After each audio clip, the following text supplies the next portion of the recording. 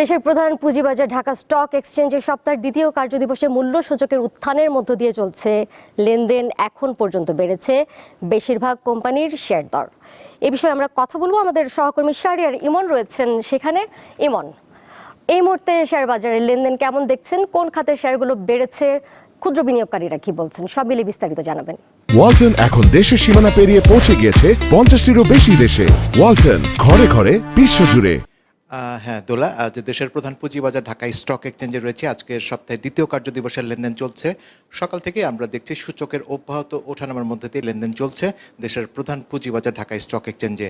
আমরা ঢাকা স্টক এক্সচেঞ্জে দেখছি এখানকার প্রধান সূচক ডিএসইএক্স সূচক সকালে আপনার ওঠানামার পর এখন এই মুহূর্তে দেখছি 23 পয়েন্ট বেড়ে মোট সূচক অবস্থান করছে 5659 পয়েন্টে।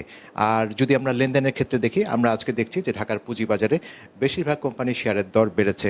অর্থাৎ যদি আমরা লেনদেন হওয়া কোম্পানিগুলো শেয়ারের ক্ষেত্রের দিকে তাকাই, আমরা দেখছি 191টা কোম্পানি শেয়ারের দাম বেড়েছে, আর দাম কমার তালিকায় রয়েছে 149টি শেয়ারের। এছাড়া দামের কোনো তারতম্য ঘটেনি 50টি শেয়ারের ক্ষেত্রে, 55টি শেয়ারের ক্ষেত্রে।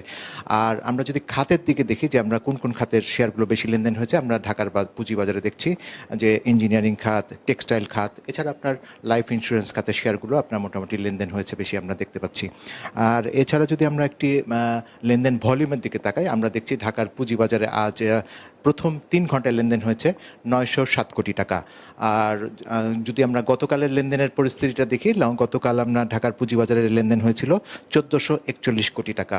আমরা সাধারণ বিনিয়োগকারীদের সাথে কথা বলছি, তারা আশা করছেন যে বাজারে আজও একটি ভালো লেনদেন হবে এবং বাজার নিয়ে তারা বেশ বাজারে আশা করছেন যে বিনিয়োগের একটি সুষ্ঠু পরিবেশ বাজারে বিরাজ করছে।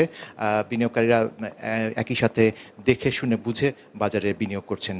তো সব মিলিয়ে আসলে তোলা এখন পর্যন্ত আমার হাতে এতটুকু ছিল প্রথম 3 ঘন্টায় ঢাকার পুঁজিবাজারে।